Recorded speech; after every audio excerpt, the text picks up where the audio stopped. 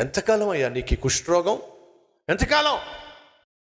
ఒకసారి ఆయన చెప్పినట్టుగా చేస్తే బాగుంటుంది. ఒకసారి ఆలోచించు. గర్వం ఏం చేసింది? నేను లోబడను అని చెప్పింది. కానీ ఆ పనివాడు చెప్పిన మాట విన్నప్పుడు, సరేరా నువ్వు చెప్తున్నావుగా, వెళ్దాం పద. దీనత్వం ఏం చేసింది? లోబడే విధంగా చేసింది. వెళ్ళాడండి, యోర్దాను దిగాడండి, 7 సార్లు మునిగాడండి. 7వసారి బయటకు వస్తున్నప్పుడు తన చేతులు, కాళ్ళు, శరీరము పసిపిల్ల వంటి వాడి శరీరంగా మారిపోయిందండి.